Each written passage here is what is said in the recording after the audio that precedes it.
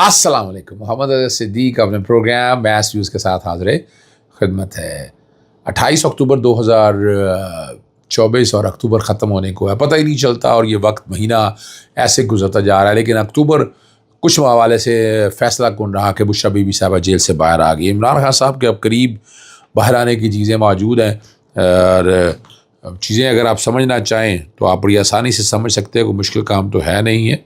मिसाल के तौर पर मैं एक छोटी सी बात अर्ज़ करूँ आपके सामने, तो 190 मिलियन पाउंड का जो केस है रेफरेंस में बरियत की दरख्वास्त है 29 अक्टूबर को समाअत के लिए मुकर्रर होगी। चीफ जस्टिस आमिर फारूक साहब, जस्टिस मियाँ गुल हसन औरंगज़ेब जो है ये समाअत करेंगे। 190 मिलियन पाउंड का केस बनता ही नहीं है, ना उसमें कोई करप्शन या करप्ट प्रैक्टिसेस है, ना काबीना के हवाले से। अब जो नैब की नई तरामीम के बाद तो ये केस चल ही नहीं सकता, ठीक है ना जी। तो ये समझना है। क्वेश्चन बड़ा सीधा सा है कि वो पैसा तो पाकिस्तान आ गया और सुप्रीम कोर्ट के सामने आया, सुप्रीम कोर्ट ने वापस दे दिया। अब तो कुछ चीज़ है ही कुछ नहीं जो ये सजेस्ट कर सके कि इसके अंदर और ये जो झूठ, फ्रॉड और फ्रेब का जो तरीक़ाकार था वो तो अब ज़मीन बोस हो चुका है। तो आपको ये समझना है कि अब ज़मीन, अब चीज़ कोई नहीं आएगी, नहीं गई। अच्छा, एक चीज़ और जो बड़ी ज़रूर डिस्कस करनी है, जस्टिस काजी फाइसा के बारे में बड़ा अपना क्यूम सिद्दीकी ने कहा जी बरतानी दरसगाह मिडल टेम्पल में बतौर बेंचेस मुंतखब होने वाले पहले पाकिस्तान। झूठ भी बोलना हो तो इतना झूठ बोलते। जैसे काजी फाइसा इस लायक है कि एक वो आदमी जिसके झूठ और किस्से मशहूर है, जिसने तबाही और बर्बादी कर दी हो इस निज़ाम की, और उसका इस्तकबाल करने के लिए पाकिस्तानी वहाँ मौजूद थे मुख्तलिफ जगहों से, जिस तरह निकल गए। लेकिन पाकिस्तान जहाँ कहीं भी नज़र आएगा पाकिस्तानी तो उसका पीछा नहीं छोड़ेंगे। ये मैं बता दूं आपको, वहाँ जो लोग भी अहवात करते हैं। और 752 से पहले जस्टिस आयशा मलिक जो है 12 जुलाई 2022 को 752 नंबर पे उनका नाम मौजूद है कि वो बिल्कुल यहाँ मौजूद थी। यानी बाकायदा जो है उनका नाम जो है वो तजवीज़ किया गया हुआ और बाकायदा नाम उनका ऐड है। मैं ये कहूँ कि नहीं, नाम उनका बाकायदा जो है वो ऐड है, इजाफी हुआ है। और बड़े सादत की बात है। ये तो चीफ जस्टिस होने के बाद आज गया ना, रिटायरमेंट के बाद नाम की दे रहे हैं, तो कहीं ना कहीं तो बचाने वाले जो बैरूनी आका है वो रिलीफ देना चाहते हैं, ऐसे लोगों को रखना चाहते हैं ताकि आइंदा से एसेट्स के काम आ सके ना। तो ये भी वक्त के साथ साथ चीज़ें सारी सामने आ जाएंगी। एक चीज़ और जो बड़ा शोर पड़ा हुआ है कि जनाब इस्तीफ़ा देना चाहिए सीनियर जजेस को, जस्टिस सईद मंसूर अली शाह, जस्टिस मरीम अख्तर के बारे में कि सीनियरिटी वायलेट हुई है। अभी सीनियरिटी तो आपने वायलेट किया ना, आपको किसने कहा था? आइन के अंदर तरमीम थी, आपने ज़बरदस्ती करके बैठ के ऐसा बनाया है, तो किस बात का इस्तीफ़ा दे? लाहौर हाई कोर्ट में जो दो सीनियर प्यूनरी जजेस जो हैं वो उनको चीफ जस्टिस नहीं बनाया गया, तो क्या वो क्यों इस्तीफ़े दें? हम तो सीधे सख्त खिलाफ है।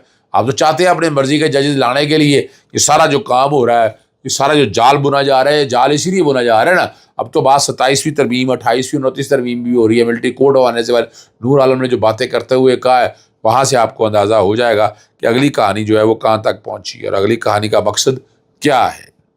अच्छा, बाकी समातें तो इमरान खान साहब के हो रही हैं, कुछ नहीं रह गया। और इमरान खान साहब बहुत जल्द बाहर आने वाले हैं, मैं बार बार बता चुका हूँ। केसेस में है ही कुछ नहीं। तोशाखाना फारग, उनकी अपीलों की समाअत आज हो जाए मेरिट के ऊपर। एक तो इलेक्शन कमीशन वाला है, एक नैब वाला है। इलेक्शन कमीशन वाला तो लग गया है, नैब वाला भी नहीं लगा है। तो वो अगर मेरिट के ऊपर आ जाए तो इमरान खान साहब उसमें बरी है। हाँ, तकरीबन सभी केसेस के अंदर आहिस्ता आहिस्ता बरी होते जा रहे हैं। जो कुछ मामले लाहौर हाई कोर्ट में लगे हुए थे, एक तो पंजाब कॉलेजेस वाले में उसकी जुडिशल इंक्वायरी करवाने के लिए कि वाकया सच्चा है झूठा है, कौन कौन लोग इन्वॉल्व हैं, किस किस तरह के लोग, और इसकी एक जुडिशल इंक्वायरी होनी चाहिए।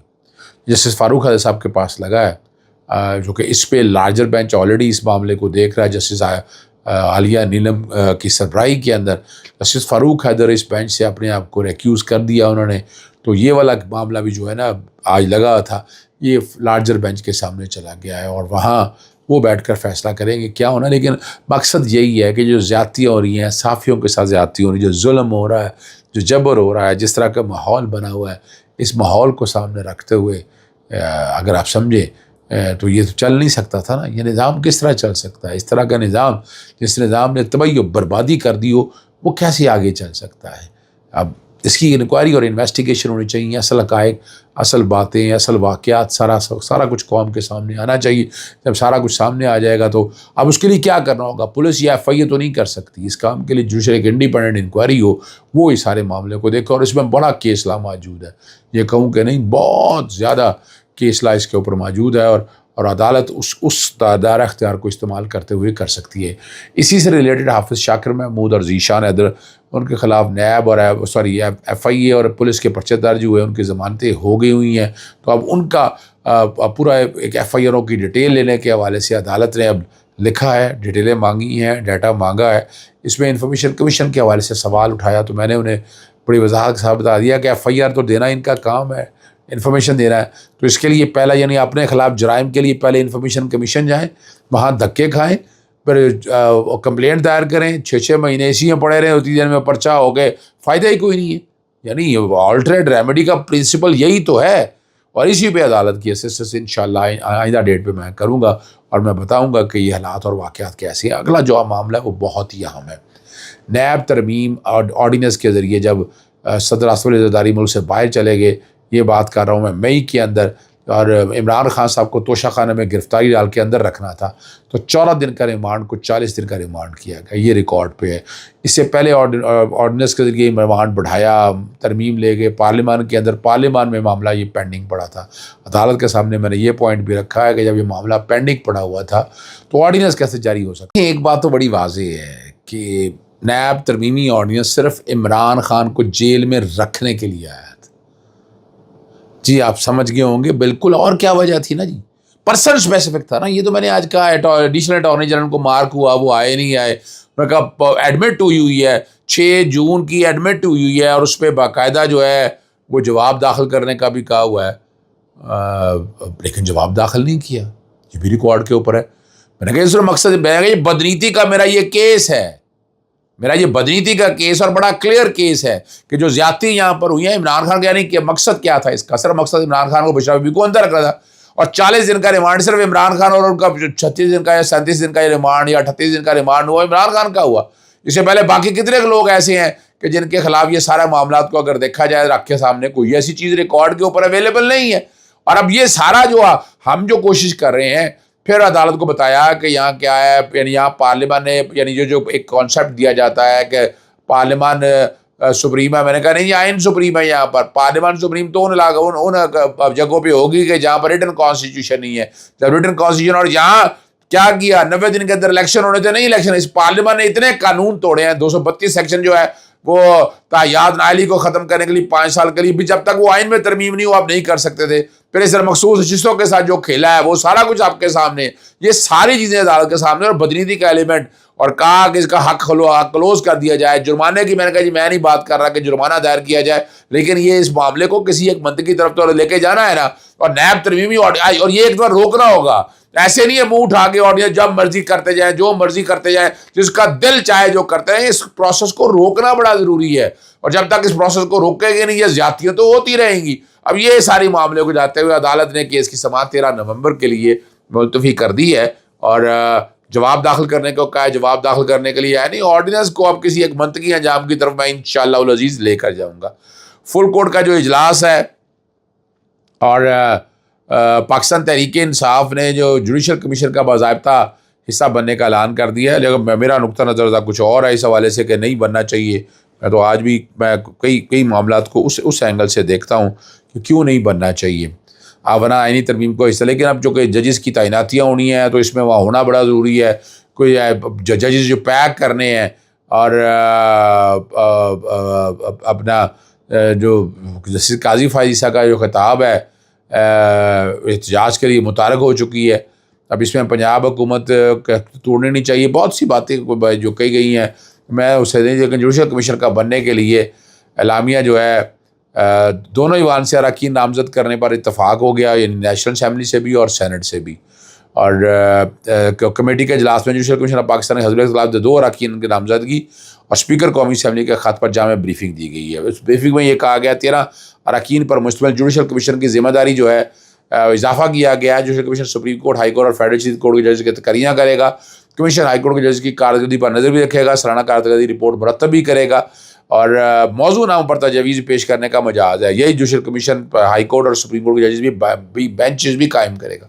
جوڈیشل کمیشن کے اراکین کی ایک تہائی تعداد الیکشن کمیشن کا اجلاس طلب کر سکتی ہے. 13 رکنی کمیشن کے فیصلے اراکین کی سادہ اکثریت سے ہوں گے. یہ بھی کہا گیا ہے کہ کلاس ڈی کے مطابق کسی رکن کی عدم موجودگی میں کمیشن کے فیصلے کے ساتھ ساخت متاثر نہیں ہو سکے گی اور عدم موجودگی کے باوجود کمیشن کا فیصلہ ٹھیک تصور. جوڈیشل کمیشن ایک طویل مدت کمیشن ہوگا. کمیشن کی فیصلہ سازی میں حزب اختلاف کے 2 اراکین کا کردار نہایت کلیدی ہے. کوئی اہم کردار نہیں ہونا. تعداد زیادہ گورنمنٹ ہے, حکومت وقت کی ہے اور وہ ڈومینیٹ کر جائے گی. یعنی 4 لوگ تو عدلیہ کے ہیں, 2 آپ ہو جائیں گے تو 6 ہو جائیں گے. تو 13 اگر ہیں تو 7 اور 6 13 7 حکومت تو ہر وقت ڈومینیٹ کرے گی سارے معاملے میں. اب بہرحال نام فیصلہ کر لیا ہے اور اصولی موقف کے کانٹیکس میں اب یہ باتیں آگے جا رہی ہیں. سابق چیف جسٹس کہ برطانیہ اعلیٰ عدالتی بنچ کا خطاب اور پاکستان تحریک انصاف احتجاج کے لیے متحرک ہو چکی ہے. برطانیہ اراکین پارلیمنٹ کے ساتھ لابنگ کرنے کے بعد اور طویل حراست کے بارے میں بیرون ملک مہم چلانے اور آگاہی پیدا کرنے کی بھرپور طریقے سے آگے بڑھ رہی ہے. ایک پروگرام میں منصوبہ بندی کے ساتھ احتجاج کی تیاری کر رہے ہیں جس کے مہمان نوازی ہے. منصوبہ بندی کا لفظ عجیب سا لگتا ہے, جس کسی نے بھی یہ بتایا یہ غلط ہے. اور یہ ڈان سے بات کرتے ہوئے برطانیہ میں مقیم جو رہنما سید ذوالفقار بخاری نے بیرون ملک زلفی بخاری جس کی بات ہو رہی ہے جی, احتجاج کر رہے ہیں اور افسوسناک میراث چھوڑی ہے اور پاکستان میں عدالتی نظام کو تباہ کر دی ہے. ان کے خلاف طویل چارج شیٹ ہے. انہوں نے انتخابی نشان سے محروم کیا, مختوم نشستوں کے فیصلے سے لے کر عدالتوں کے دوبارہ گنتی کے مخصوص حلقے کھولنے کی اجازت دینے تک چارج شیٹ کا اتنا طویل بہت سی ایسی چیزیں ہیں یہ جو ساری اب ریکارڈ کے اوپر اب آگے آئیں گی اور حالات کسی ایک سمت کی طرف لازمی جائیں گے. یعنی منطقی انجام کی طرف چیزوں کو تو جانا ہے. ان کو کتنا چھپا لیں گے, کتنا روک لیں گے, آپ کتنا ٹریک سے اتار لیں گے, بڑا مشکل ہو جائے گا. اور اب یاد صادق نے آخری جو بات میں کہہ رہا ہوں, انہوں نے کہا جی سپریم کورٹ سے متعلق کوئی بھی اکثریتی فیصلے کو دوبارہ آئین کو دوبارہ لکھنے کے حوالے سے بات کریں. شرم کیا کریں یاد صادق صاحب, آپ نے قانون کے ذریعے ترمیم کی ہے, آئین کون سا لکھنے کی بات ہو رہی ہے یہاں, آپ کو نہیں پتہ.